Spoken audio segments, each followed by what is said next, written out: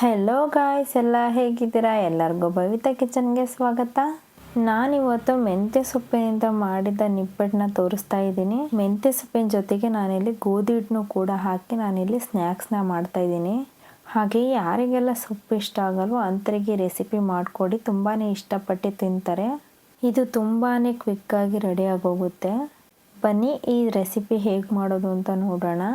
ಮೊದಲಿಗೆ ನಾನಿಲ್ಲಿ 1 ಕಟ್ಟು ಮೆಂತ್ಯ ಸೊಪ್ಪನ್ನ ನೀಟಾಗಿ ಸೋಸ್ಕೊಂಡಿದ್ದೀನಿ. ಇದಕ್ಕೆ ನೀವು ಬೇಕಾದರೆ 2 ಕಟ್ಟನ್ನು ಹಾಕ್ಕೊಳ್ಬೋದು.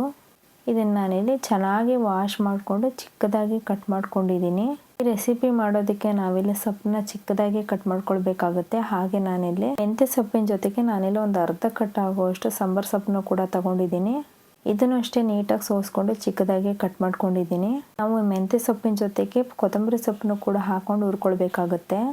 ಈಗ ಸೊಪ್ಪು ಹುರ್ಕೊಳ್ಳೋದಕ್ಕೆ ನಾನಿಲ್ಲಿ ಒಂದು ಪಾತ್ರೆ ಇಟ್ಕೊಂಡಿದ್ದೀನಿ. ಪಾತ್ರೆ ಎಲ್ಲ ಬಿಸಿ ಆದಮೇಲೆ ಒಂದು 2-3 ಟೇಬಲ್ ಸ್ಪೂನಷ್ಟು ಎಣ್ಣೆ ಹಾಕ್ಕೊಳ್ತಾ ಇದ್ದೀನಿ.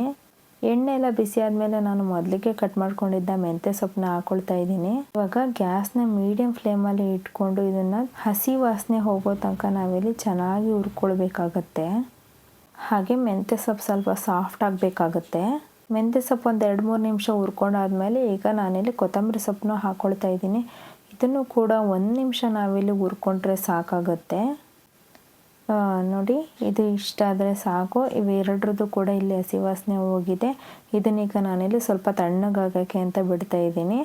ನಂತರ ನಾನಿಲ್ಲಿ ಒಂದು ಪಾತ್ರೆಗೆ 1 ಬೌಲ್ ಆಗುವಷ್ಟು ನಾನಿಲ್ಲಿ ಗೋಧಿ ಹಿಟ್ಟನ್ನ ತಗೊಂಡಿದ್ದೀನಿ. ಇದನ್ನು ನಾನಿಲ್ಲಿ ಜರಡಿ ಇಟ್ಕೊಂಡಿದ್ದೀನಿ. ನಂತರ ನಾನಿಲ್ಲಿ ಒಂದು ಚಿಕ್ಕ ಕಪ್ ಆಗುವಷ್ಟು ಸಣ್ಣ ರವೆ ಅಥವಾ ಉಪ್ಪಿಟ್ಟಿನ ರವೆನ ತಗೊಂಡಿದ್ದೀನಿ. ನೋಡಿ, ಈ ಕಪ್ ಆಗುವಷ್ಟು ನಾನಿಲ್ಲಿ 1 ಕಪ್ ಆಗುವಷ್ಟು ರವೆನ ತಗೊಂಡಿದ್ದೀನಿ. ನಂತರ ನಾನಿಲ್ಲಿ 3 ಟೇಬಲ್ ಸ್ಪೂನ್ ಆಗುವಷ್ಟು ಬಿಸಿ ಎಣ್ಣೆನ ನಾನಿಲ್ಲಿ ಕಾಯಿಸ್ಕೊಂಡಿದ್ದಕ್ಕೆ ಹಾಕೊಳ್ತಾ ಇದ್ದೀನಿ.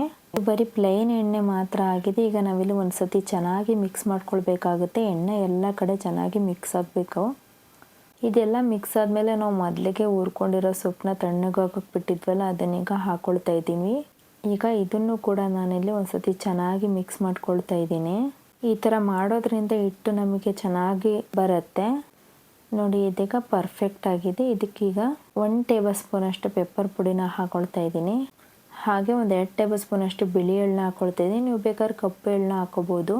ಹಾಗೆ ಒಂದು ಅರ್ಧ ಟೇಬಲ್ ಸ್ಪೂನಷ್ಟು ಚಿಲ್ಲಿ ಫ್ಲೇಕ್ಸ್ನ ಹಾಕ್ಕೊಳ್ತಾ ಇದ್ದೀನಿ.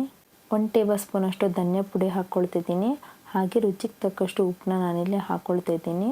1 ಟೇಬಲ್ ಸ್ಪೂನಷ್ಟು ಶುಂಠಿ ಬೆಳ್ಳುಳ್ಳಿ ಪೇಸ್ಟ್ನ ಹಾಕ್ಕೊಂಡು ಈಗ ಒಂದ್ಸತಿ ಎಲ್ಲವನ್ನು ಕೂಡ ನಾವಿಲ್ಲಿ ಚೆನ್ನಾಗಿ ಮಿಕ್ಸ್ ಮಾಡ್ಕೊಳ್ಬೇಕಾಗುತ್ತೆ. ನಂತರ ನಾವಿಲ್ಲಿ ಇದಕ್ಕೆ ಸ್ವಲ್ಪನೇ ನೀರು ಹಾಕ್ಕೊಂಡು ಇದಕ್ಕೆ ಚೆನ್ನಾಗಿ ಮಿಕ್ಸ್ ಮಾಡ್ಕೊಳ್ಬೇಕಾಗುತ್ತೆ. ಇದನ್ನು ನೀವು ತೀರಾ ಗಟ್ಟಿಯಾಗೂ ಕಲಿಸ್ಕೋಬಾರ್ದು, ತೀರಾ ಸಾಫ್ಟಾಗೂ ಕಲಿಸ್ಕೋಬಾರ್ದು, ಮೀಡಿಯಮಾಗಿ ಕಲಿಸ್ಕೋಬೇಕಾಗುತ್ತೆ. ನೋಡಿ, ಇದಕ್ಕೆ ಕರೆಕ್ಟಾಗಿದೆ. ಈಗ ನಾನು ಇಷ್ಟು ದಪ್ಪ ಉಂಡೆ ತೊಗೊಂಡು ಚಪಾತಿ ಲಟ್ಟಿಸ್ದಂಗೆ ಲಟ್ಟಿಸ್ಕೊಳ್ತೀನಿ. ಹಿಟ್ಟನ್ನು ನಾವು ನೆನೆಹಾಕೋದು ಬೇಡ, ತಕ್ಷಣ ಮಾಡ್ಕೊಳ್ಬೋದು. ನೋಡಿ, ಇದಿಷ್ಟೀಗ ಲಟ್ಟಿಸ್ಕೊಳ್ತಾ ಇದ್ದೀನಿ. ನೋಡಿ, ಇದಾಗಿದೆ. ಇದನ್ನೀಗ ನಾನಿಲ್ಲಿ ಈ ಥರ ಒಂದು ಲೋಟ ತಗೊಂಡು ನಾನಿಲ್ಲಿ ಈ ಥರ ನಾನು ಶೇಪ್ನ ಕೊಟ್ಕೊಳ್ತಾ ಇದ್ದೀನಿ. ನೋಡಿ, ಈ ಥರ ನಾನಿಲ್ಲಿ ರೆಡಿ ಮಾಡ್ಕೊಂಡಿದ್ದೀನಿ. ಈಗ ಎಲ್ಲವನ್ನು ನಾನಿಲ್ಲಿ ಇದೇ ಥರ ನಾನು ರೆಡಿ ಮಾಡ್ಕೊಳ್ತಿದ್ದೀನಿ. ಇದು ತುಂಬಾ ಕ್ವಿಕ್ಕಾಗಿ ರೆಡಿಯಾಗೋಗುತ್ತೆ. ನೋಡಿ, ಎಷ್ಟು ಸಿಂಪಲ್ಲಾಗಿ ನಾವು ಮಾಡ್ಕೊಳ್ಬೋದು. ನೋಡಿ, ನಾನಿಲ್ಲಿ ಎಲ್ಲವನ್ನು ಈ ಶೇಪ್ನಲ್ಲಿ ಮಾಡ್ಕೊಂಡಿದ್ದೀನಿ. ಇದ್ರ ಜೊತೆಗೆ ನಾನಿಲ್ಲಿ ಈ ಶೇಪ್ನು ಕೂಡ ನಾನಿಲ್ಲಿ ಮಾಡ್ಕೊಂಡಿದ್ದೀನಿ. ನಿಮಗೆ ಯಾವ ಶೇಪ್ ಬೇಕಾದ್ರೂ ಮಾಡ್ಕೊಳ್ಬೋದು. ಈಗ ನಾನಿಲ್ಲಿ ಫ್ರೈ ಮಾಡ್ಕೊಳ್ಳೋದಕ್ಕೆ ಎಣ್ಣೆ ಇಟ್ಟಿದ್ದೀನಿ. ಎಣ್ಣೆ ಎಲ್ಲ ಬಿಸಿ ಆದಮೇಲೆ ನಾನು ಮಾಡ್ಕೊಂಡಿರೋದನ್ನು ಒಂದೊಂದಾಗಿ ಬಿಡ್ತಾ ಹೋಗ್ತೀನಿ.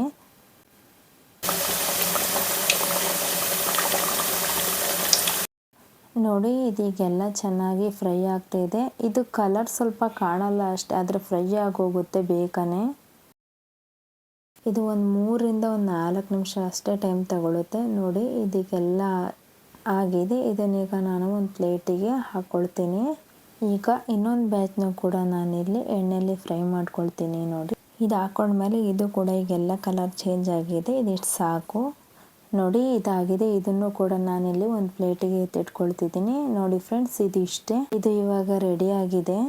ಇದನ್ನು ನೀವು ಒಂದು ವಾರ ಬೇಕಾದ್ರೂ ಇಟ್ಕೊಳ್ಬೋದು.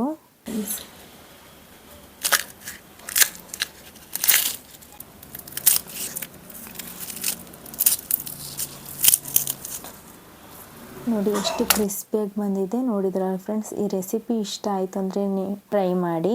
ಹಾಗೆ ಇದೇ ಥರ ಈಸಿ ರೆಸಿಪಿಗಾಗಿ ನಮ್ಮ ಚಾನಲ್ ಆದಂಥ ಭವಿತಾ ಕಿಚನ್ ಚಾನಲನ್ನು ಸಬ್ಸ್ಕ್ರೈಬ್ ಮಾಡಿ ಹಾಗೆ ಪಕ್ಕದಲ್ಲಿರೋ ಬೆಲ್ ಬಟನನ್ನು ಕ್ಲಿಕ್ ಮಾಡಿ. Thank you all.